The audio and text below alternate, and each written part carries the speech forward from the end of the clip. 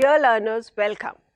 We will be studying the codification of learning outcome as given in the FLN framework. We know that there are different domains of development like physical and motor, socio-emotional, art and aesthetic, cognitive development, moral and spiritual development, creative development, language and literacy, which the child needs to master for dealing with complex life situations. In the FLN framework, all these domains of development have been subsumed into 3 developmental goals. Developmental goal 1 is children maintain good health and well-being. This goal covers the physical development, the socio-emotional development, nutrition, health, hygiene, sanitation, and anything that affects the overall health and well-being of the child.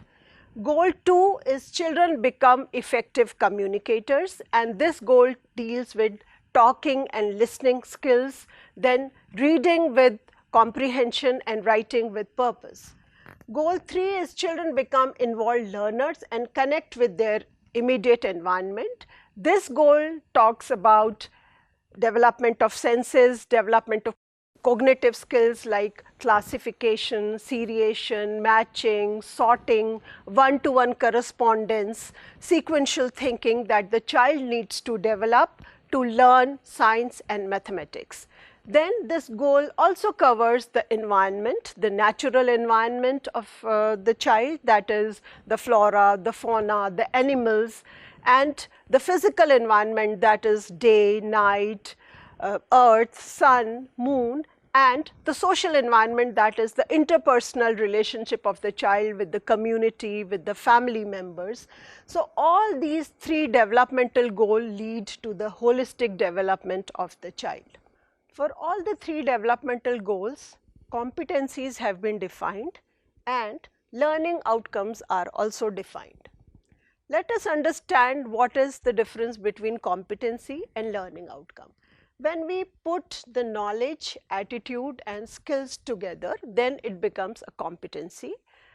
And when we measure the competency in such a way that it is observable and measurable, then it becomes learning outcome. I will explain with an example.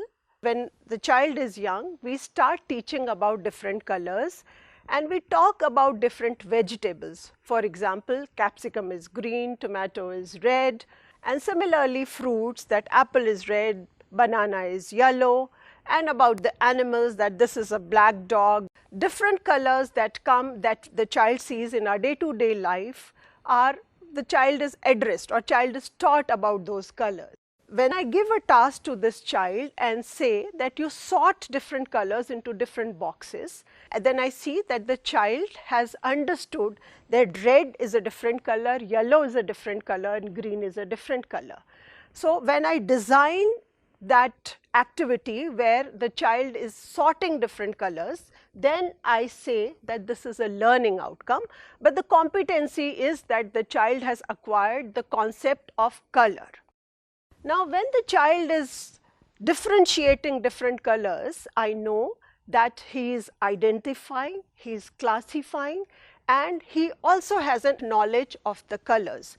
So, the knowledge, the attitude and the skills are seen together when a task is designed in such a way where the child is asked to do something. And the ultimate aim of the competency-based education is whatever the child has learnt, he should be able to transfer that knowledge in the real life situation. So, where does a child use the colors? So, the child, I have to dress up, I have to match my shirt with my skirt or with my trousers, I have to buy a shoes which match with my dress. So, the child is actually using the knowledge of color into the real life situation. So, this is the idea of the competency based education, that whatever is being learned, the child is able to use it in the real life situation as well as transfer that knowledge into new situation. Now, these competencies which are there in the FLN framework have been taken from the preschool curriculum and the learning outcome at elementary stage. Both of these documents have been developed by the NCERT. Now, let us understand how do the competencies look in the FLN framework. So, I will talk in detail about the health and well-being, that is the goal 1, and the competencies. So for the goal 1, the competency is awareness of self. That means the child becomes aware of his own self. So here the learning outcome for preschool stage would be that he just defines the body parts, and then it keeps on increasing. Then development of positive self-concept is another competency. Now it is very important that the child needs to be encouraged, admired, so that he develops a positive self-concept. Now self-regulation is very important, that the child needs to learn to focus and refocus. These days we have lot of mobile phones, televisions, lot of distractions. So the child needs to understand when he has to move away from those distractions and focus on maybe the homework, the classwork, so whatever the child is doing. And in order to learn the self-regulation, our age-old practices like yoga, meditation, visualization, relaxation techniques, breathing techniques are very, very important. Then development of pro-social behavior. So that is helping, sharing, caring, cooperation. So all these behaviors the child must learn right from the beginning. Then decision making and problem solving, though they look big words, but problem solving like do I want to play in the library corner today, or do I want to play in the mathematics corner? So these are small, like for example, we tell a story of a thirsty crow, and then I ask the child, what if there was no straw? How do you think that the crow would have drank the water?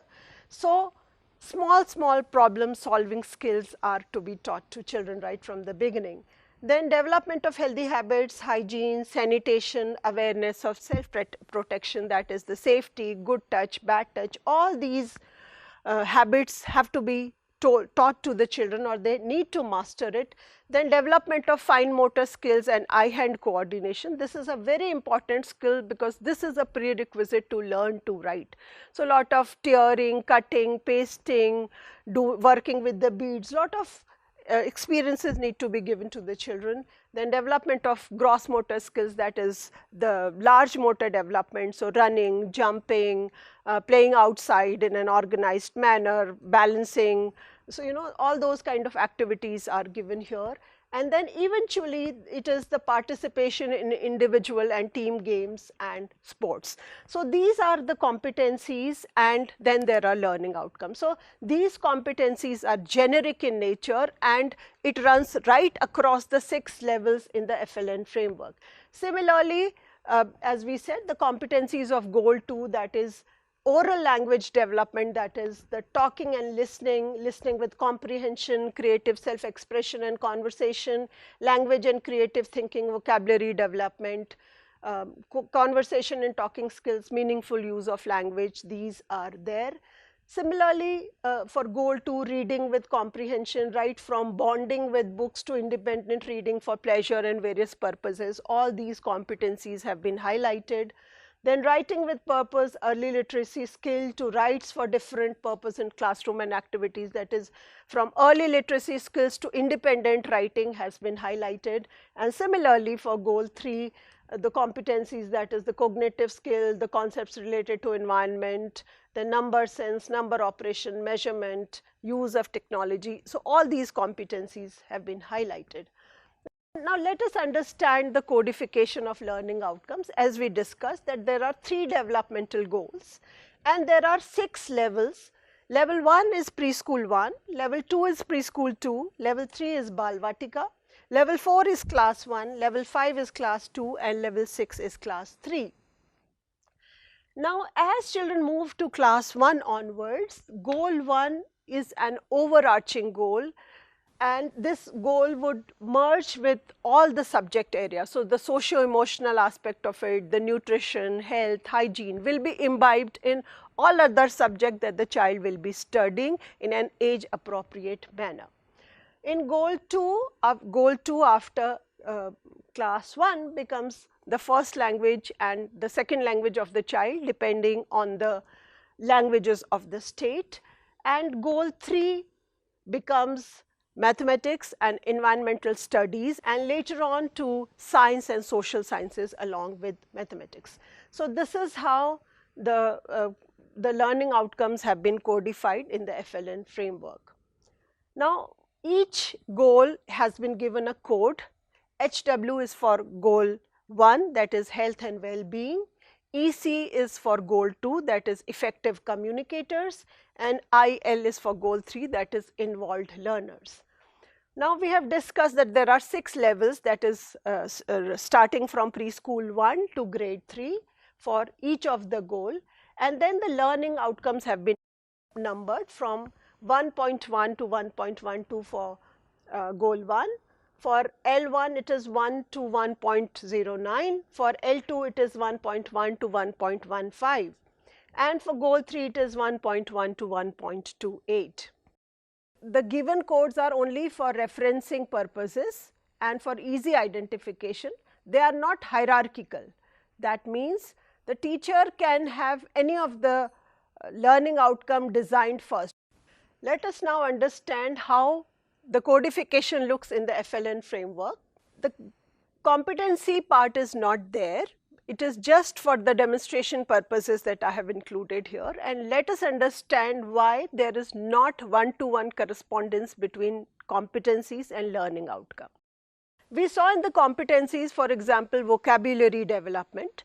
Now, this vocabulary the child can learn in English, in Hindi, in mathematics, in games and sports. So, there are a lot of experiences that the child is learning through different activities that is leading to the development of the vocabulary. Now, let us see here in preschool 1 demonstrates awareness of self is the competency.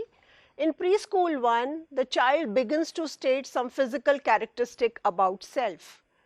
In preschool 2, describes self in terms of physical characteristics. In Balvatika, the child describes self and others in terms of physical characteristics, gender, interests, likes and dislikes. In class 1, recognizes different body parts and uses various body movements. In class 2, maintains correct posture, uses various body movements to participate in games and sports. And in class 3, participates in games and sports to strengthen and extend gross motor skills.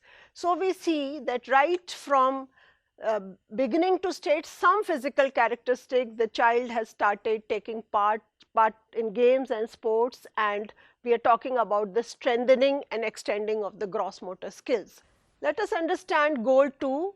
The competencies demonstrates phonological awareness, that is rhyming. Now, in preschool 1, sings, hums words, lines, parts of songs and rhymes in own language or in second language. In preschool 2, identifies few rhyming words. In Balvatika, enjoys and creates nonsensical rhyming words. So, initially, for example, if I ask a child what is a rhyming word for bandar, which means monkey, the child might say that it is andar, which is all right. Another child might say it is kandar, which has no meaning. So, initially I accept that word, but later on as we go higher in the classes, we do not accept the nonsensical rhyming words. And then similarly in class 1, it is creates rhyming words based on the available text. In class 2, writes selective rhyming words in pairs. And in class 3, uses rhyming words for writing short sentences. For goal 3, the competencies compares and classifies given objects and pictures. For preschool 1, the learning outcome is compares two objects based on one observable property, for example, length, weight or size. For preschool 2, it is compares and classifies objects by two factors like shape and color, size and shape, and describes objects using words like big or small, tall or short, etc. For Balvatika, it is compares and classifies objects by three factors like shape, color and size, and correctly uses position words like besides, inside, under to describe objects. For class 1, it is compares and classifies objects or pictures based on multiple factors and demonstrates understanding of position. For class 2, it is compares and classifies objects or pictures based on multiple factors and describes them using properties. For class 3, it is compares and classifies objects, pictures in different categories and describes the properties used for classification. So now we see that these learning outcomes are progressive, which means that as the child grows higher up in the classes, the expectation of learning become higher. And it is also a spiral in the sense that we built on the earlier competencies that the child has acquired. For example, in preschool 1, it is compares 2 objects based on 1 observable property and then 2 factors and then 3 factors. So we keep building on the first competency of the earlier class and then go slightly deeper in the next class and then slightly deeper. So we keep coming back and start building on the previous year's competency so that we ensure that the child has achieved the learning outcomes. So friends, this was about how learning outcomes and competencies have been codified in the FLN framework. I hope you enjoyed learning about the codification of learning outcomes. Thank you.